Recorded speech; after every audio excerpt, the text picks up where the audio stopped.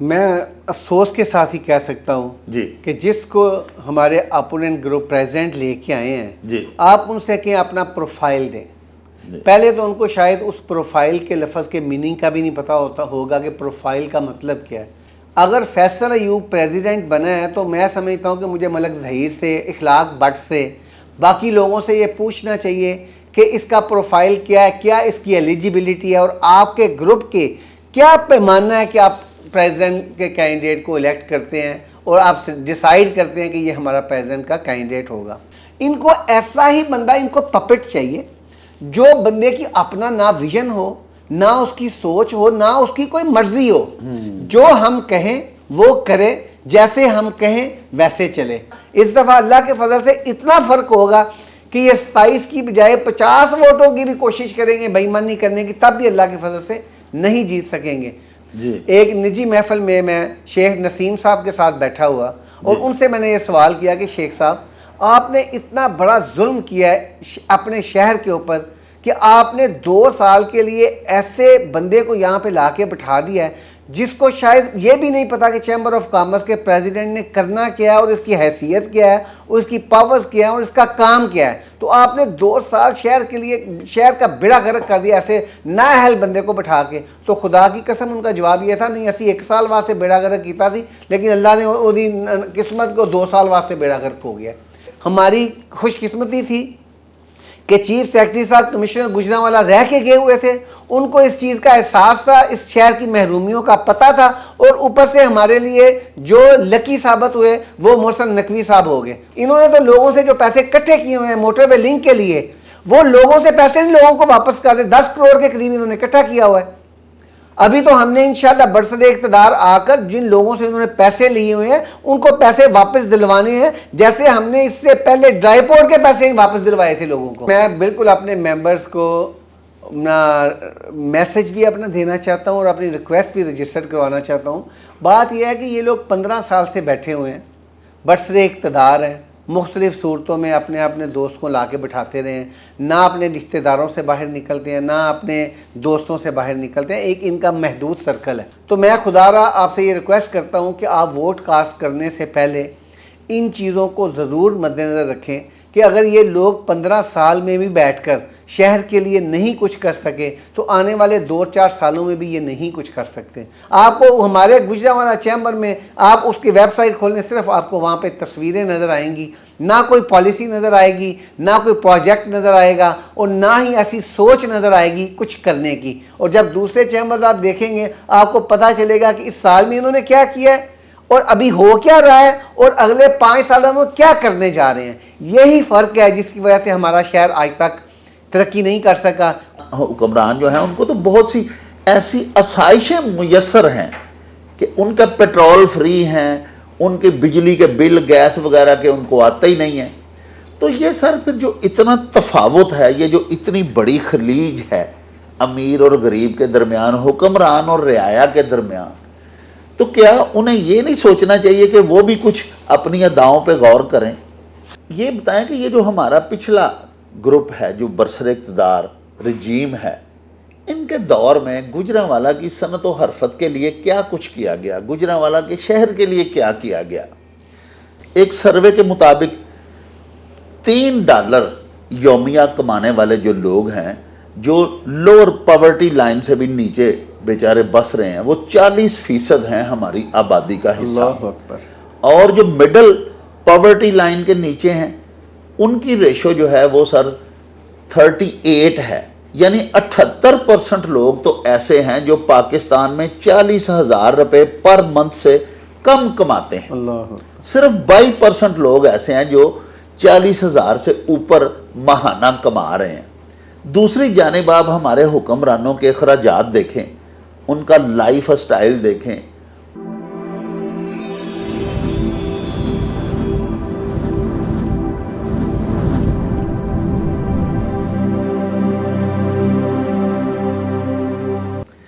बिस्मिल्लाहिर्रहमानिर्रहीम। प्यारे नाजरीन अस्सलामु अलैकुम। नाजरीन, ईवान सनत व तजारत गुजरांवाला के इंतखाबात की आमद है और 2 मुतहारिब ग्रुप्स जो कि गुजरांवाला के सनतकारान के नुमाइंदा ग्रुप्स हैं, जिनमें से एक बिजनेस ग्रुप है और दूसरा वन यूनिटी ग्रुप है। दोनों ग्रुप्स के तमाम मेंबरान, उहदेदारान और गुजरांवाला चैम्बर ऑफ कॉमर्स के जिस कदर मेंबरान हैं, इलेक्शन को लेके उनमें बहुत जोशो जज्बा पाया जा रहा है और बड़ी गर्मजोशी देखने में आ रही है। नाज़रीन, बिजनेस ग्रुप के कायद जनाब Sheikh Aamir Rehman Batin group of industries के चेयरमैन हैं, गुजरांवाला डेवलपमेंट अथॉरिटी के चेयरमैन रह चुके हैं, गुजरांवाला जिम खाना के पायनियर जनरल सेक्रेटरी थे। इसके अलावा भी बहुत से मनासब पर फायज रह के गुजरांवाला शहर और गुजरांवाला के अवाम की खिदमत सरंजाम दे चुके हैं। आज हम आपको उनसे मिलवाने के लिए जा रहे हैं। हमारी आज की इस नशिस्त के मेहमान मुकर्रम शेख आमिर रहमान हैं। उनसे बातचीत करेंगे पाकिस्तानी मईशत की तनज़्ज़ुली के हवाले से भी और हमारा जो गुजरांवाला चैम्बर ऑफ कॉमर्स का इलेक्शंस होने जा रहा है उसके हवाले से भी, इंतखाबी इनकी क्या तैयारियां हैं। तो आइए फिर आपको मिलवाते हैं जनाब शेख आमिर रहमान से। अस्सलाम वालेकुम जनाब शेख साहब। वालेकुम अस्सलाम। बहुत शुक्रिया डॉक्टर साहब, आप प्यार करते हैं हमेशा। अच्छा हुजूर, गुजारिश ये है कि वतन अजीज़ में सर जो मईशत है ना जी, ये संभाले नहीं संभल रही। हमारे कुछ जो तज्जिया निगार हैं मुआशी, उनका ये कहना है कि पाकिस्तान अल्हम्दुलिल्लाह वसाइल से माला माल एक धरती है। बेशक। वो कहते हैं कि वसाइल की कमी या आबादी में इजाफा इस मुल्क का मसला ही नहीं है।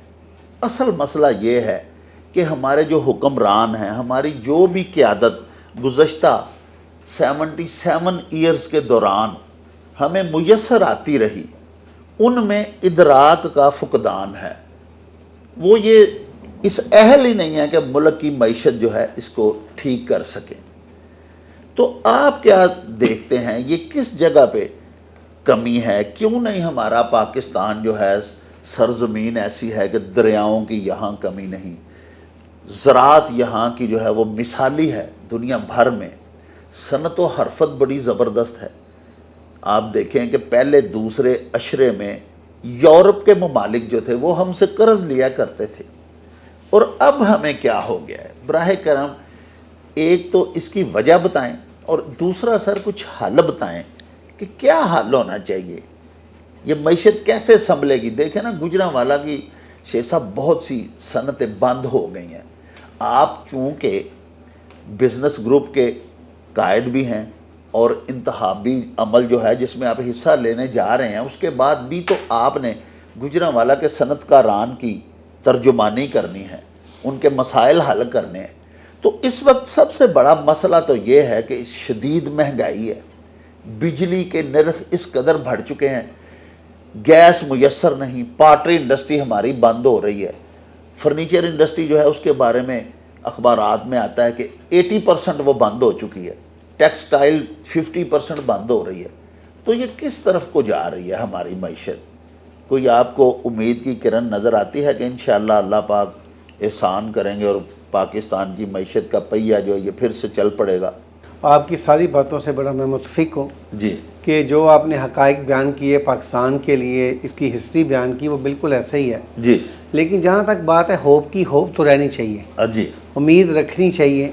लेकिन ऐसे हुक्मरानों के होते हुए शायद हम लोग मायूस हो चुके हैं जी सर। क्योंकि हमें आज तक ऐसी लीडरशिप नहीं मिल सकी जो लॉयल्टी के साथ और चीज़ों को हल करने के लिए सर जोड़कर बैठें। जी हमारा टारगेट होता है हमारी अपने अवाम जो हमें वोट देते हैं जी, उनको हम लोग, हमारी बदकिस्मती ये है कि हम लोग गली मोहल्लों की सियासत और नाली की सियासत से बाहर नहीं आते।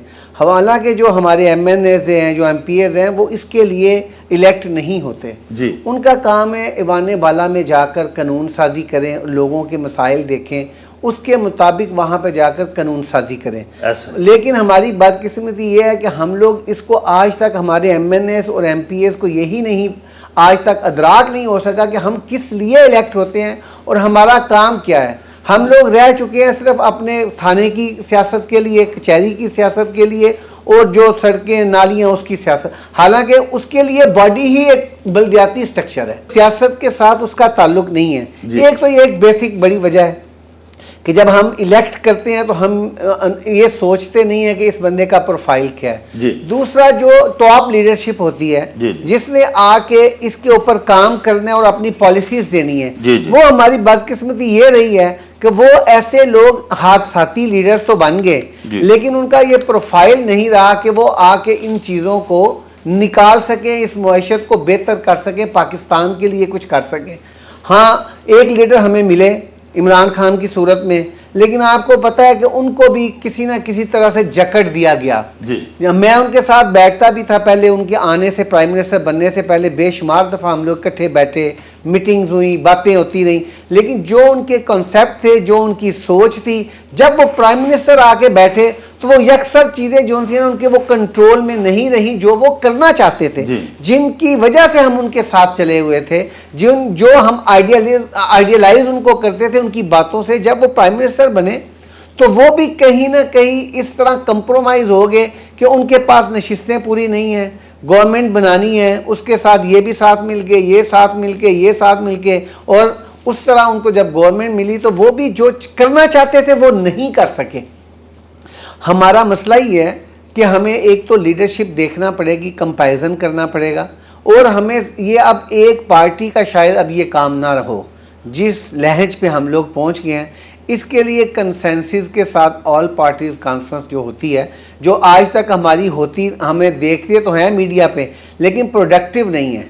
इसके लिए सीरियस होके प्रोडक्टिव मेजर्स लेने पड़ेंगे और सबको मिल के बैठ के, इकट्ठे बैठ के इस मसाइल को 5 साल के लिए अपनी सियासत को भूल के पाकिस्तान के लिए सियासत करनी पड़ेगी। उसके 5 साल बाद जब ये पाकिस्तान संभल जाएगा उसके बाद सब कुछ ही अपनी अपनी सियासत कर लें, लेकिन ये कुर्बानी मांगता है ये मुल्क।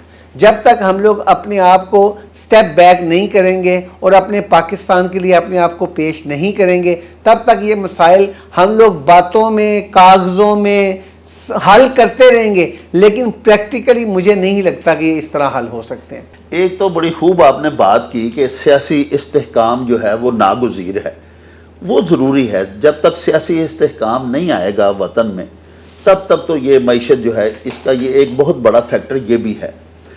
दूसरा शेख साहब ये है कि जो भी हुक्मरान आता है वो नारे तो यही लगाता है जी कि पाकिस्तान की बरामदात जो हैं उसको हम बढ़ाएंगे, और ये एक यूनिवर्सल ट्रुथ भी है, ये मईशत का एक असूल भी है, लेकिन बदकिस्मती से हमारी दरामदात जो हैं वो बहुत ज़्यादा हैं और बरामदात में इजाफा हो नहीं पा रहा। उसकी भी फिर आगे से बहुत सी वजूहात हैं, जैसे बिजली इतनी महंगी है। सर, आप दरामद बढ़ा कैसे सकते हैं जब आप अपने एक्सपोर्टर्स को फैसिलिटेट नहीं करेंगे, उसको आउट ऑफ वे जाके कोई उनको ना बेनिफिट नहीं देंगे, तब तक बरामदात बढ़ेंगी कैसे? आपके जो ना सैलरी है वो दिन ब दिन बढ़ती जा रही है क्योंकि महंगाई इतनी है, वो लोग अपना चूल्हा नहीं चला सकते। बिजली के जो आपने कॉन्ट्रैक्ट साइन किए हुए हैं वो अजाब है पाकिस्तान के मईशत पे, वो जब तक रिवाइज नहीं होंगे, जब तक आपके बिजली के बिल नीचे नहीं आएंगे, और जो आपके रॉ मटेरियल है, जो आपके इंपोर्ट होते हैं, वो रॉ मटेरियल जो सिर्फ इंपोर्ट होके एक्सपोर्ट के लिए यूज़ होते हैं, उनके ऊपर जब तक आपको रिलीफ नहीं देंगे बिजनेसमैन को, तब तक आपको दरामदात आपकी बढ़ ही नहीं सकती। आपको उसके लिए काम करना पड़ेगा, आपको इसके ऊपर कमेटियां बनानी पड़ेंगी जो इसके ऊपर रिसर्च करें कि हम दरामदात किन आइटम्स की कर सकते हैं, उसमें जो वो इंडस्ट्री है उसको क्या फैसिलिटीज चाहिए। उनको जब तक आप फैसिलिटीज नहीं देंगे तब तक आपकी एक्सपोर्ट नहीं बढ़ सकती। बातों से कुछ नहीं हो सकता, अमली तौर पे जब तक हम लोग सर जोड़कर नहीं बैठेंगे, उसके ऊपर पॉलिसीज नहीं बनाएंगे, उसके ऊपर ना पेपर वर्क नहीं करेंगे, तब तक ये मुमकिन ही नहीं है कि दरामदात नारे के साथ नहीं बढ़ सकती। और शेख साहब जो हमारे वज़ीर आज़म हैं मौजूदा मियाँ मोहम्मद शहबाज शरीफ साहब, उनका भी ये फरमाना था। इसके अलावा हमारे मईशतदान जो हैं नामवर हमारे मुल्क के, उनका भी ये कहना है कि सरमायाकारी जो है बैरून ममालिक से अगर पाकिस्तान में आ जाए तो फिर भी पाकिस्तान की मईशत जो है वो किसी हद तक संभल सकती है, लेकिन बैरूनी इन्वेस्टमेंट जो है वो भी नहीं आ रही। हालांकि बहुत से पुरकशिश उनसे वादे भी किए जा रहे हैं गैर ममालिक के जो सरमायाकारान हैं, लेकिन वो क्यों नहीं आ रही? आप क्या समझते हैं? बात यह है कि आप लाने की बात कर रहे हैं, मैं तो इसके उल्ट सोच रहा हूं कि जो यहाँ पे एस्टेब्लिश्ड हैं, जो काम कर रहे हैं, उनको तो रोक लें। वहां यहां से तो वो जाने के लिए तैयार हो गए हैं, वो यहां से जा रहे हैं, आप आने की बात कर रहे हैं। पहले तो उनको रोके जी जी, जो जाने के लिए तैयार हैं, जी, जो ह्यूज इन्वेस्टमेंट, ह्यूज पैसा लेके मुल्क से बाहर जा रहे हैं, क्योंकि ना उनको कोई प्रोटेक्शन है, ना उनके बिजनेस में कोई फैसिलिटेशन है। वो तो लोग परेशान हैं, अरबों रुपए की इन्वेस्टमेंट करने के बाद भी वो लोग अपने आप को गैर महफूज समझते हैं, अपने पैसे को गैर महफूज समझते हैं। पहले जो पाकिस्तानी यहाँ पे बड़े बड़े इन्वेस्टर बैठे हुए हैं, पहले तो उनके साथ बैठ के उनको रोकें। कराची के मैं बहुत सारे लोगों को जानता हूँ जिन्होंने अपनी इंडस्ट्री मुख्तलिफ ममालिक में शिफ्ट कर दी है और बहुत सारे करने जा रहे हैं। मतलब कि ये मैं आपको बात कर रहा हूँ बिलियंस की। तो इसलिए पहले लाने के लिए तो बड़ी अच्छी बात है, लाना चाहिए, लेकिन उससे पहले अपने घर को तो संभाल लें। घर को संभाल लें, घर को संभालने के बाद जब ये लोगों का एतमाद कैसे होगा? आप कहते हैं बैरूनी जो ममालिक हैं वो आपके इन्वेस्टर आपके मुल्क में आ रहे हैं, क्या उनको नहीं पता कि आपके अपने मुल्क के जो बड़े इन्वेस्टर हैं वो बाहर जा रहे हैं? जब आपके अपने बाहर जा रहे होंगे तो आपके पास कौन आएगा? पहले उनको रोकें, उनको जो एस्टेब्लिश्ड हैं उनको पूछे, उनसे बात करें कि आप क्यों अपनी इंडस्ट्री को बाहर लेके जा रहे हैं, उनको रोकें। जब वो रुक जाएंगे तो आप देखिएगा कैसे बैरूनी मुल्क से पैसा भी आता है और इन्वेस्टर भी आते हैं और काम भी होता है। और शेख साहब, हमारे जो हुक्मरान हैं उनकी जो शाह खर्चियाँ हैं, ये भी एक बहुत बड़ा रीज़न है हमारी मईशत की बर्बादी और तबाहाली का। आप देखें ना कि पाकिस्तान के जो अवाम हैं, एक सर्वे के मुताबिक $3 यौमिया कमाने वाले जो लोग हैं, जो लोअर पॉवर्टी लाइन से भी नीचे बेचारे बस रहे हैं, वो 40% हैं हमारी आबादी का हिस्सा। और जो मिडल पॉवर्टी लाइन के नीचे हैं उनकी रेशो जो है वो सर 38 है, यानी 78% लोग तो ऐसे हैं जो पाकिस्तान में 40,000 रुपए पर मंथ से कम कमाते हैं। सिर्फ 22% लोग ऐसे हैं जो 40,000 से ऊपर माहाना कमा रहे हैं। दूसरी जानिब आप हमारे हुक्मरानों के अखराजात देखें, उनका लाइफ स्टाइल देखें, उनकी लिविंग देखें कि वो किस तरह रह रहे हैं, वो किस तरह से उनकी आमदो रफ्त है, उनकी नशिस्त व बर्खास्त है, उनके प्रोटोकॉल्स हैं। तो एक हमारे मईशतदान ये भी कहते हैं कि ये बहुत बड़ी वजह है, बिल्कुल उनके जो शाही अखराजात हैं उनमें भी फौरी कमी आनी चाहिए, लेकिन वो आ ही नहीं रही। गरीब को कह रहे हैं कि तुम टैक्स भी दो, तुम बिजली का बिल भी ज़्यादा दो, तुम आटा भी महंगा खरीदो, अद्वियात की कीमतें भी बढ़ा दी हैं, और ख़ुद से कुछ भी नहीं कर रहे। और बहुत से हमारे हुक्मरान जो हैं उनको तो बहुत सी ऐसी आसाइशें मुयस्सर हैं कि उनका पेट्रोल फ्री हैं, उनके बिजली के बिल गैस वगैरह के उनको आते ही नहीं है। तो ये सर फिर जो इतना तफावत है, ये जो इतनी बड़ी खलीज है अमीर और गरीब के दरमियान, हुक्मरान और रियाया के दरमियान, तो क्या उन्हें ये नहीं सोचना चाहिए कि वो भी कुछ अपनी अदाओं पे गौर करें? बिल्कुल 100% आपकी बात बड़ी वैलिड है। सोचना चाहिए, आज नहीं, ये तो चीज़ें जब पाकिस्तान बना था तब से ये चलनी चाहिए थी, तो आज हम इस नहज तक ना पहुँचते। इसलिए इन चीज़ों के ऊपर डेफिनेटली ये हमें सोचना पड़ेगा और इसको हमें रिवर्सल करना पड़ेगा कि ज़बरदस्ती ना तो हम हुक्मरानी कर सकते हैं। अब वो दौर गुजर गए हैं जहाँ पे लोग भेड़ बकरियों की तरह बैठ के इंतज़ार करते थे। मईशत के हवाले से आखिरी सवाल मेरा ये है कि अभी आपने खुद फरमाया कि बैरूनी सरमायाकार यहाँ पे क्या आएंगे, ये अपने सरमायाकारों को तो रोक लें, ज़बरदस्त बात है। और शेख साहब ये देखें कि जो हमारे टैक्स पेयर लोग हैं, जो पहले से ही टैक्स दे रहे हैं, उन पे ये बर्डन बढ़ाते जा रहे हैं, और नए टैक्स पेयर जो है वो उनको बना नहीं रहे, नए लोगों को टैक्स नेट में ला नहीं रहे। और आप देखें कि ये क्या तरीका कार है, इस तरह ये भी तो एक डिस्करेजिंग पॉइंट है। सर बात यह है कि ये इनकी नाअहली है। आज के दौर में आपके पास एक क्लिक के ऊपर एक NIC नंबर आप दे दें, आपको पूरा उसका प्रोफाइल डाटा मिल जाता है कि इसके फॉरेन टूर कितने हैं, इसकी परचेज क्या है, इसकी लिविंग क्या है, इसके नाम के ऊपर कितने कनेक्शन हैं, रेजिडेंशियल कितने हैं, कमर्शियल कितने हैं, क्या ये कितना बिल पे कर रहा है। अगर आप आज के दौर में भी ये काम नहीं कर सकते तो इससे ज़्यादा नाअहली क्या हो सकती है। मतलब कि अब हम बात वही है कि हमें अपनी सियासत को ख़त्म करके मुल्क के लिए 5 साल सियासत करनी पड़ेगी अक्रॉस दी बोर्ड।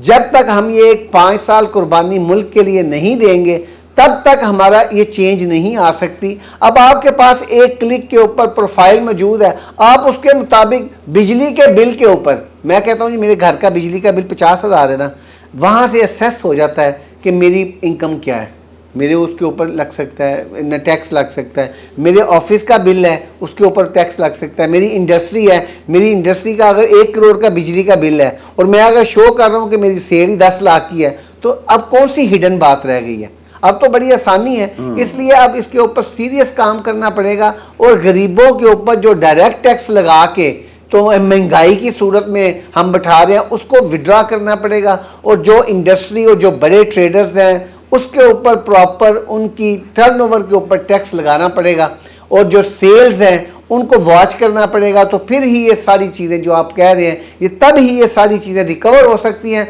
और जो टैक्स पे करने वाला बंदा है उसके ऊपर टैक्स लगेगा और जो गरीब आदमी है वो उससे बच जाएगा। अच्छा सर, अब आते हैं हमारे गुजरांवाला ईवान सनत व तजारत के जो इंतखाबात हैं, तो आप माशाल्लाह अपने ग्रुप के कायद हैं, तो बड़ी ज़बरदस्त हम देख रहे हैं कि गर्मजोशी पाई जा रही है। तो पिछले जो इंतखाबात थे उसमें तो बिल्कुल थोड़ा सा फ़र्क था, बल्कि इलेक्शन डे के दिन एक 27 वोटों की सप्लीमेंट्री लिस्ट लगा दी गई। ना हमें पता था, जो हम ना इलेक्शन को कंटेस्ट करवा रहे थे अपने दोस्तों को, ना ही जो हमारे कंटेस्टेंट थे, जो हमारे कैंडिडेट्स थे, ना उनको 27 लोगों का पता था कि ये वोटर भी हैं, ना ही वो उनके पास जाकर कंपेन कर सके क्योंकि उनको पता ही नहीं था। अगर उनको पता होता कि ये 27 वोट्स हैं तो डेफिनेटली हमारे अगर 15 लोग इलेक्शन लड़ रहे थे, किसी ना किसी का कोई जानने वाला ज़रूर होता, उसको वो कंपेन करता, उनको कन्विंस करता, अपना मंशूर बताता कि हम ये करना चाह रहे हैं। लेकिन हमें वो एक्सेस ही नहीं मिली, और सुबह 8 बजे जब टेंट में गए हैं और जब अंदर हमारे पोलिंग एजेंट गए हैं तो उनका कॉल आई कि ये 27 लोगों की एक फाइनल लिस्ट लग चुकी थी, उसके बाद एक 27 लोगों की सप्लीमेंट्री लिस्ट दे रहे हैं कि ये भी लोग वोट कास्ट करेंगे। तो ये तो यहाँ पर इनकी बदनीयती थी, बेईमानी थी। उसकी वजह से फिर हमने उस पर प्रोटेस्ट भी किया, बाय रिटन भी दिया। ऑब्जर्वर भी इस्लामाबाद से आए हुए थे इलेक्शन करवाने के लिए, उनको भी लिख के दिया, लेकिन ये मैना मानो वाली इनकी रिट थी। हमने फिर इनको ये भी कहा कि इसको सेपरेट बॉक्स में डाल दें इन अनटिल अनलेस कि इसका DGTO से फैसला ना हो जाए, लेकिन वो इस चीज़ के ऊपर नहीं माने। वो फिर at the end of the day हम लोग वो 7 सीटें थी कॉर्पोरेट क्लास के दिन की, ये मैं बात कर रहा हूँ आपसे, तो उसमें हमने 1 जीते और 6 ये लोग जीते, जिनमें से कोई 2 वोट से, कोई 4 वोट से, कोई 7 वोट से, यानी कि 3 वोटों से लेके तो 20 वोटों के दरमियान ये लोग वो 6 सीटें जीते। जो इन्होंने 27 वोट डाले हुए थे वो उनकी बेईमानी उनको उस वक्त काम आ गई। जी अच्छा जी, तो अब ये बताएं हुजूर कि आप इस मरतबा इलेक्शन में जा रहे हैं माशाल्लाह बड़ी तैयारी के साथ, बहुत सारे दोस्त जो हैं उस ग्रुप के, वन यूनिटी ग्रुप के, वो आपके साथ भी आन मिले हैं। तो आपका ग्रुप जो है वो बज़ाहिर तो हमें यही नज़र आ रहा है कि बहुत माशाल्लाह ताकतवर होता जा रहा है डे बाई डे। हुजूर, गुजारिश ये है कि गुजरांवाला के जिस कदर सनतकारान हैं, उसमें तुजार शामिल हैं, यानी जिस कदर भी मेंबर्स हैं ईवान सनत व तजारत के, वो आप पर एतमाद करते हैं, आपको वोट करते हैं, वो आपको अपना सरबराह बनाते हैं, कायद बनाते हैं। उनके भी कुछ ख्वाब होते हैं, उनके अगराज और मकासद होते हैं। वो चाहते हैं कि कल कलां को अगर कोई मेरे लिए मसला बनेगा, मेरी सनत के लिए कोई प्रॉब्लम आएगी, तो कायदीन जो हैं वो उस पर हमारा साथ देंगे। ये बताएं कि ये जो हमारा पिछला ग्रुप है, जो बरसर इक़्तिदार रजीम है, इनके दौर में गुजरांवाला की सनत व हरफत के लिए क्या कुछ किया गया, गुजरांवाला के शहर के लिए क्या किया गया? मैं अफसोस के साथ ही कह सकता हूँ जी कि जिसको हमारे अपोनेंट ग्रुप प्रेसिडेंट लेके आए हैं जी, आप उनसे कहें अपना प्रोफाइल दें, पहले तो उनको शायद उस प्रोफाइल के लफ्ज़ के मीनिंग का भी नहीं पता होता होगा कि प्रोफाइल का मतलब क्या है, उनका प्रोफाइल क्या है, उनका क्या क्राइटेरिया है।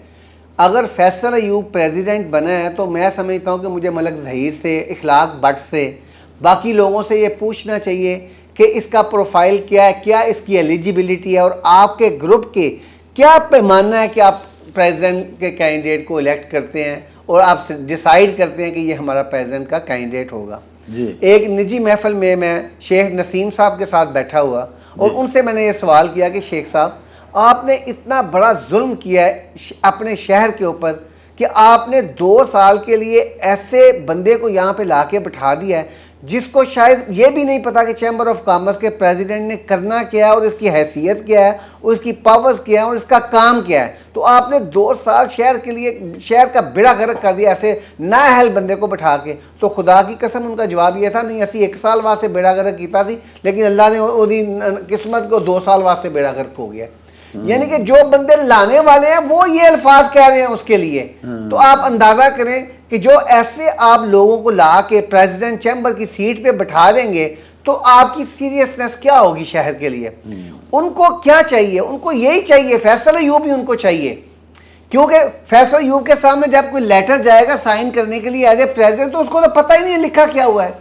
इंग्लिश में लेटर होगा, उसको क्या पता इसके ऊपर क्या लिखा है। उसको जब जाके कहेगा इसको साइन कर दो, उसने ऐसे देखना है और साइन कर देने, किसको पूछेगा इसका क्या लिखा है और क्या मतलब है। अगर वो पूछ भी लेगा तो जिसने लिखा हुआ है वो उसको बताया ही कुछ और, लिखा हो आमिर तो ये कह देंगे कि डॉक्टर जवेद अकरम लिखा, तो उसको क्या पता क्या लिखा, उसने फिर भी साइन कर देने। इनको ऐसा ही बंदा, इनको पपेट चाहिए जो बंदे की अपना ना विजन हो, ना उसकी सोच हो, ना उसकी कोई मर्जी हो, जो हम कहें वो करे, जैसे हम कहें वैसे चले।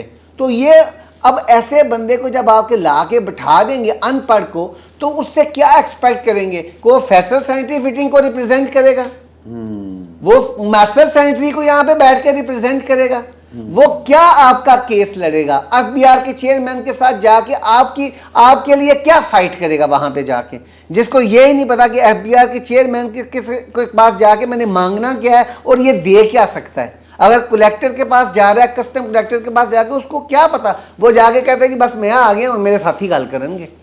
मेरे ना यही तो तस्वीर, कल मेरे पास एक दोस्त आए हुए थे, कहते मैंने उसका सवाल जवाब किया, कहता मेरे ना बैठ के तुम तस्वीर बना लो, सवाल जवाब जो बैठे तुम कर लो।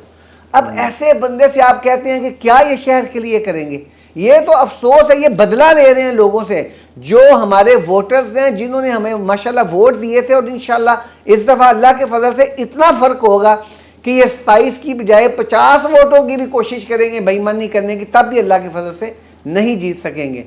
तो ये तो उनसे बदला लिया ऐसे बंदे के उन्होंने बैठा के, तो उन्होंने क्या डिलीवर करना है। कभी कहते हैं जी हमने मोटरवे लिंक दे दिया, कभी कहते हैं हमने यूनिवर्सिटी दे दिया, कभी कहते हैं हम चिल्ड्रन हॉस्पिटल लेके आए। ये तो हम 10 साल से सुन रहे हैं। कभी सियासी लोग इसके ऊपर नारा लगाते हैं, कभी चैम्बर के लोग नारा लगाते हैं, लेकिन सबको पता है कि चीफ सेक्रेटरी, डिप्टी कमिश्नर और कमिश्नर, ये 3 लोगों का रोल था इसमें। ये 3 चीज़ें आई हैं क्योंकि हमारी खुशकिस्मती थी कि चीफ सेक्रेटरी साहब कमिश्नर गुजरांवाला रह के गए हुए थे, उनको इस चीज़ का एहसास था, इस शहर की महरूमियों का पता था।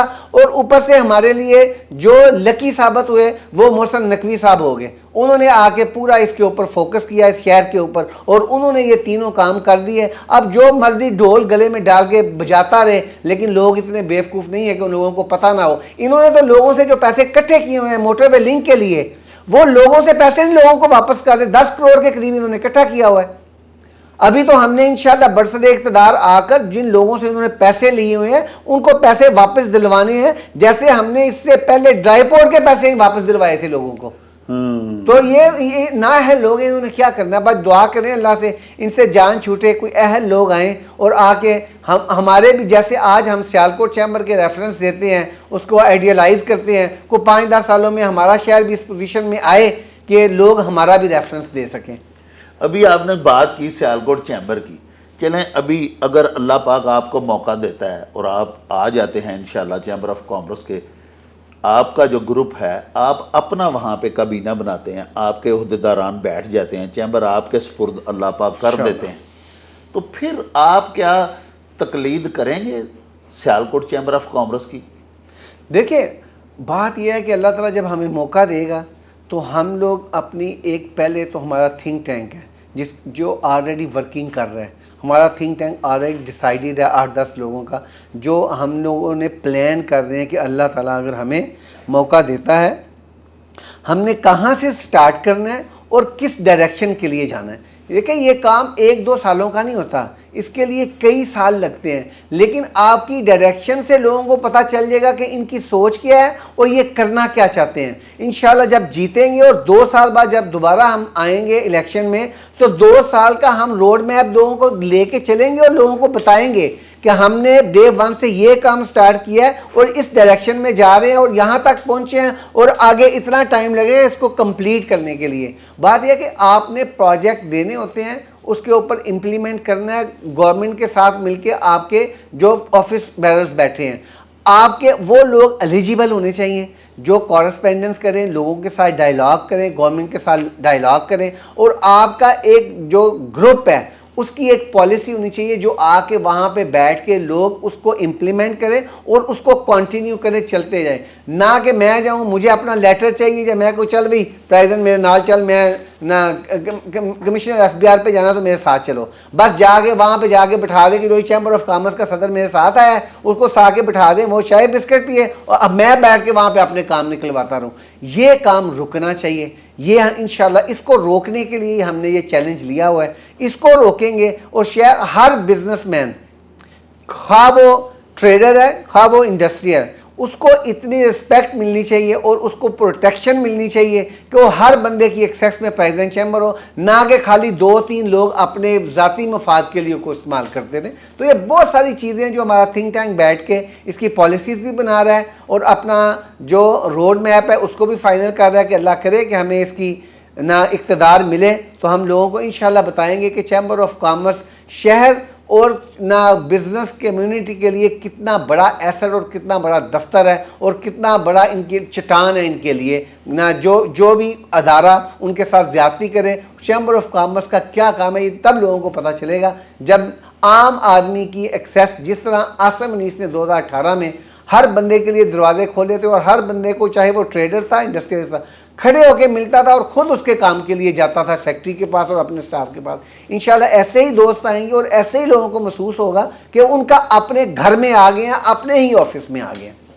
अच्छा जनाब, फिर आखिर में आप शेख साहब अपने जो वोटर्स हैं, जो हमारे गुजरांवाला ईवान सनत और तजारत के मुअज़्ज़ज़ मेंबरान हैं, उनको कोई मैसेज देना चाहते हैं, कोई अपनी इंतखाबी मुहिम के सिलसिले में कोई उनसे वोट मांगना चाहते हैं, कोई अपना कोई मैनिफेस्टो अगर आप बताना चाहते हैं तो देखिए, बहुत शुक्रिया। मैं बिल्कुल अपने मेंबर्स को अपना मैसेज भी अपना देना चाहता हूँ और अपनी रिक्वेस्ट भी रजिस्टर करवाना चाहता हूँ। बात यह है कि ये लोग 15 साल से बैठे हुए हैं, बरसरे इक़्तिदार हैं, मुख्तलिफ़ सूरतों में अपने अपने दोस्त को ला के बिठाते रहे हैं, ना अपने रिश्तेदारों से बाहर निकलते हैं, ना अपने दोस्तों से बाहर निकलते हैं। एक इनका महदूद सर्कल है। आप इसको 15 साल की जो लास्ट ना गुजरे हैं प्रेसिडेंट आप देख सकते हैं। इसके बरक्स आप सियालकोट को अगर देखें तो आपको पता चलेगा कि वहाँ पे जब प्रेसिडेंट आता है तो उसकी कितनी ट्रेनिंग और कितनी उसकी बेस बन के आती है। तो मैं खुदारा आपसे ये रिक्वेस्ट करता हूँ कि आप वोट कास्ट करने से पहले इन चीज़ों को ज़रूर मद्देनज़र रखें कि अगर ये लोग 15 साल में भी बैठकर शहर के लिए नहीं कुछ कर सके तो आने वाले 2-4 सालों में भी ये नहीं कुछ कर सकते। और अगर आप हमें मौका देंगे तो इंशाअल्लाहुल अज़ीम अल्लाह के फ़ज़ल से हम लोग जो आपसे वादे कर रहे हैं, जो बातें कर रहे हैं, इंशाअल्लाह कोशिश करेंगे कि हम और हमारे साथी मिलके जो वादे किए हैं वो पूरे करें और इस चैम्बर ऑफ कॉमर्स और इस शहर के लिए कुछ ऐसा कर सकें जिससे हमारे बिजनेस कम्युनिटी फैसिलिटेट हो और शहर बेहतर हो और हमारा इमेज पूरे पाकिस्तान में, हमारे चैम्बर ऑफ कॉमर्स का इमेज एक जो आखिरी नंबर पे है, इसको हम ऊपर लेके आ सकें। इसके लिए आपके वोट की भी ज़रूरत होगी और इंशाल्लाह हम मेहनत करेंगे, आपके लिए करेंगे, अपने शहर के लिए करेंगे। तो वोट कास्ट करने से पहले दूसरे शहरों के चैम्बर ऑफ कॉमर्स के आप वेबसाइट चेक करें, अपने शहर की वेबसाइट चेक करें चैम्बर ऑफ कॉमर्स की, आपको डिफरेंस लगेगा। आपको पता, इनसे पूछें कि आपके जो कंप्लीट ना प्रोजेक्ट्स हैं वो कौन से हैं, आउट गोइंग आपके जो प्रोजेक्ट्स हैं वो कौन से हैं, और जो आपने सोचा हुआ प्लान किया हुआ है इनकमिंग आपके कौन से हैं। और इसी तरह सियालकोट चैम्बर, गुजरात चैम्बर, लाहौर, फैसलाबाद, कराची, इस्लामाबाद, पिंडी, सबको आप उनके वेबसाइट चेक करें। अगर आपकी एक्सेस वहाँ पे नहीं है, आपको उसी से अंदाज़ा हो जाएगा कि वो चैम्बर्स कहाँ पर क्या क्या काम कर रहे हैं। और उसके बरक्स हमारा गुजरांवाला चैम्बर, आपको हमारे गुजरांवाला चैम्बर में आप उसकी वेबसाइट खोलें, सिर्फ आपको वहाँ पे तस्वीरें नज़र आएंगी, ना कोई पॉलिसी नज़र आएगी, ना कोई प्रोजेक्ट नज़र आएगा, और ना ही ऐसी सोच नज़र आएगी कुछ करने की। और जब दूसरे चैम्बर्स आप देखेंगे, आपको पता चलेगा कि इस साल में इन्होंने क्या किया है और अभी हो क्या रहा है और अगले 5 सालों में क्या करने जा रहे हैं। यही फ़र्क है जिसकी वजह से हमारा शहर आज तक तरक्की नहीं कर सका। खुदारा इसको सोचें तो फिर वोट कास्ट कर दें। बहुत शुक्रिया। प्यारे नाजरीन, आपने हमारे आज के मुअज़्ज़ज़ मेहमान शेख आमिर रहमान की बातें सुनी, बड़ी काबिल गौर बातें थीं। आज की ये जो हमारी गुफ्तगू हुई शेख साहब के साथ, उसमें 2 बातें मैं दोहराना चाहूँगा और उसके बाद फिर आपसे इजाज़त लूँगा। एक तो उन्होंने खूब कहा कि फॉरेनर जो हैं वो पाकिस्तान में आके क्या सरमायाकारी करेंगे। हमारे हुक्मरानों को चाहिए कि ऐसा पाकिस्तान में माहौल पैदा करें खुदारा कि हमारे अपने जो सनतकारान हैं, वो लोग जो बड़े बड़े सरमायाकार हैं पाकिस्तानी, जिन्होंने पाकिस्तान में सरमायाकारी की हुई है, वो पाकिस्तान को छोड़ के ना जाएं। वो तो बाहर जा रहे हैं। पाकिस्तानी सरमायाकार तो अपना यहाँ से काम कारोबार समेट के अपनी सनतें बंद करके बाहर जा रहे हैं, और हम आस लगाए बैठे हैं कि बैरूनी सरमायाकार यहाँ आके सरमायाकारी करेंगे। तो नाज़रीन, ये जो हमारा ईवान सनत व तजारत गुजरांवाला है, ये सिर्फ धनवानों या उमरा या सनतकारान या बड़े बड़े तुजार जो हैं हमारे गुजरांवाला के, उनके बाहमी मुफादात का तहफ़्फ़ुज़ करने वाला एक इदारा ही नहीं, बल्कि इस पे अहले शहर के भी बहुत से फ़राइज़ इस पे वाजिब हैं। गुजरांवाला में डिविजनल पब्लिक स्कूल जब बनाया गया तो गुजरांवाला के चैम्बर ऑफ कॉमर्स के तब के जो मुअज़्ज़ज़ उहदेदारान थे, उनमें से अज़ीज़ जुल्फ़कार मरहूम थे, शेख मोहम्मद असलम थे, इसके अलावा हाजी मुराद थे। उन्होंने बाकायदा फंडिंग की और उस वक़्त लाखों में फंडिंग की कि गुजरांवाला के बच्चों के लिए एक बड़ा तालीमी इदारा बन रहा है। लेकिन बाद में पता नहीं क्यों हमारे जो सनतकारान हैं उनकी तवज्जो इस पब्लिक वेलफेयर के कामों से हटती गई। हमारे आज के जो मेहमान हैं उनका ग्रुप भी और वो ख़ुद भी अल्हम्दुलिल्लाह मुद्दई हैं। उनका दावा है कि इंशाअल्लाह बरसरे इक़्तिदार आने के बाद वो ना सिर्फ गुजरांवाला की सनतों को तहफ़्फ़ुज़ देंगे बल्कि अहले शहर के लिए भी बहुत कुछ करेंगे। इसके साथ ही हमें दीजिए इजाज़त। अल्लाह हाफ़िज़।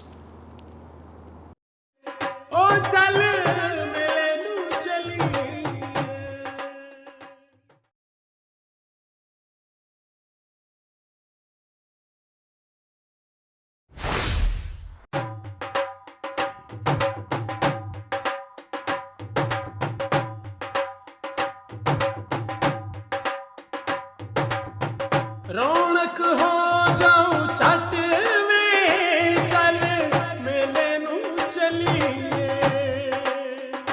ओ रौनक हो जाऊं चट में चल मेले नू चलिए। मल्ला कट कुड़ दे वट में चल मेले नू चलिए, हाय चल मेले नू चलिए, ओ चल